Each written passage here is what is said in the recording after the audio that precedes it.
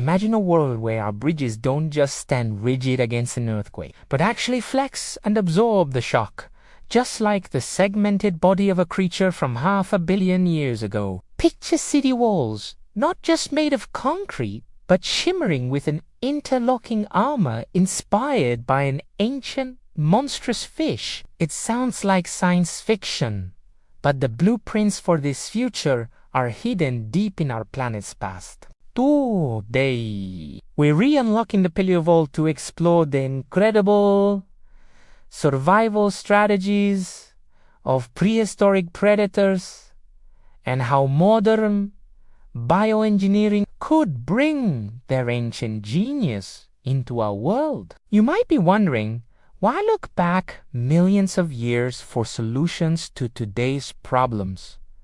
The answer is simple. As we face unprecedented global challenges from climate change to new security threats, we need solutions that are not just strong, but resilient and adaptable. And what could be more resilient than the designs that survive the harshest conditions Earth has ever known? Nature's oldest winners hold the secrets to ultimate survival. And we're just now learning to read their code. Let's start our journey in the Cambrian seas. About 500 million years ago, meet Anomalocaris, the abnormal shrimper.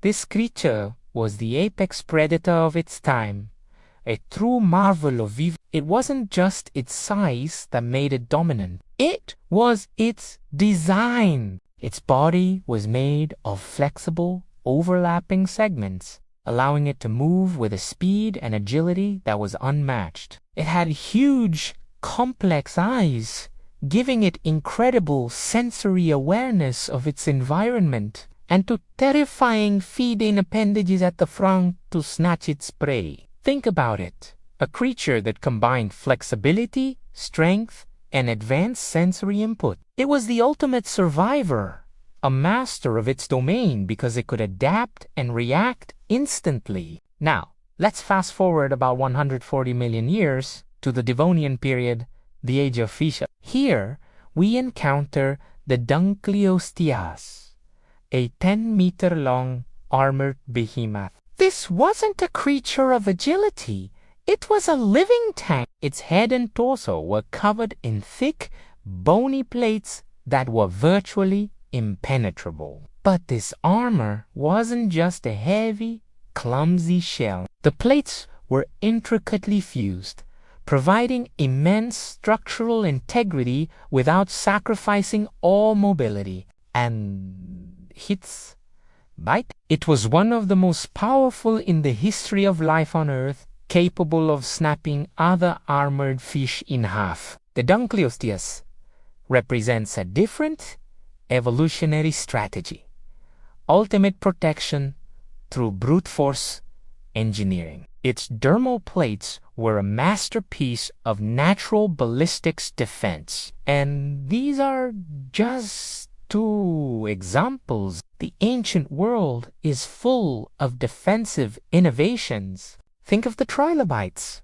with their ability to roll up into a protected ball, an ingenious solution that allowed them to survive for over 270 million years. Or the ammonites, whose spiraled shells were not just homes, but sophisticated pressure vessels, allowing them to navigate the depths of the ocean. Each fossil tells a story of a unique solution to the problem of survival. From segmented exoskeletons to reinforced shells, nature has already tested countless designs for durability and defense. So, how do we bring these ancient blueprints into the 21st century? This is where the exciting field of biomimicry comes in. Scientists in materials science and genetic engineering are constantly looking to nature for inspiration. But while we've studied modern marvels like spider silk and shark skin, the prehistoric world offers a completely new library of designs.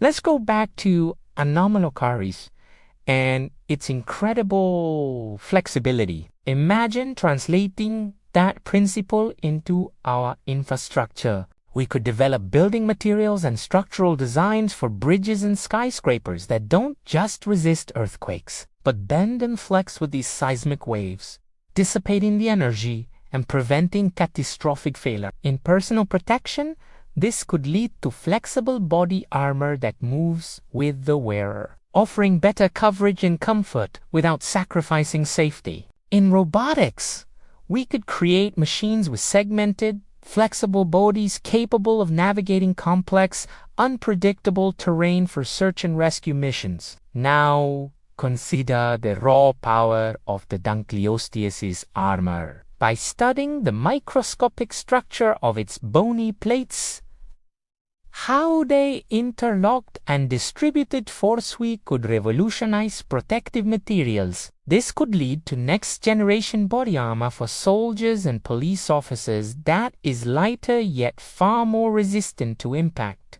We could develop new composites for vehicles, making them safer against collisions and attacks. Even our buildings could benefit, with exterior panels that mimic this ancient design to better withstand extreme weather events like hurricanes or projectiles from explosions. The Dunkleosteus provides a perfect model for creating materials that are incredibly tough and resilient. The potential applications are truly staggering. We're not just talking about stronger materials, we're talking about a paradigm shift in how we build our world. Imagine coastal defenses that aren't just static seawalls, but are inspired by the complex, energy-absorbing structures of ancient coral reefs, protecting our cities from rising sea levels. Or think about human enhancement. The remarkable visual systems of some prehistoric predators could inspire new sensory aids, helping us perceive the world in new ways. We could even study the immune systems of creatures that survived ancient plagues to develop novel ways to fight modern diseases, drawing on a genetic legacy of pathogen resistance. Of course, with great power comes great responsibility. As we venture into the territory of advanced bioengineering, we walk an ethical tightrope. The ability to harness these ancient traits raises important questions. When we talk about human enhancement, where do we draw the line? What are the societal implications of creating designer traits or materials that could widen the gap between those who have access to them and those who do UNT? These are critical conversations we must have as the science progresses. Ensuring that these powerful new technologies are developed responsibly and for the benefit of all humanity. But let's allow ourselves to envision the grand future. A future where our world is subtly but profoundly improved by the wisdom of ancient life. A world that is stronger, safer, and more adaptable because we finally learned to listen to the lessons encoded in fossils. Our cities might stand on foundations inspired by ancient exoskeletons. Our vehicles might be shielded by armor modeled on primeval sea monsters. And our ability to overcome challenges might be enhanced by the very strategies that allowed life to flourish for hundreds of millions of years. So, I want to leave you with a question.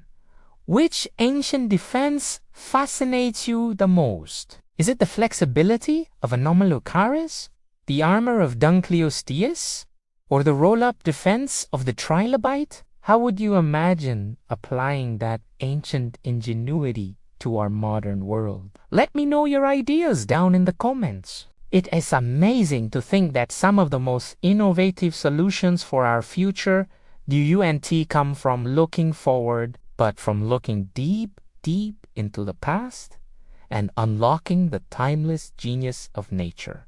Thanks for watching. If you enjoyed this journey back in time, don't forget to like, subscribe, and hit that notification bell for more deep dives into science and technology. See you next time.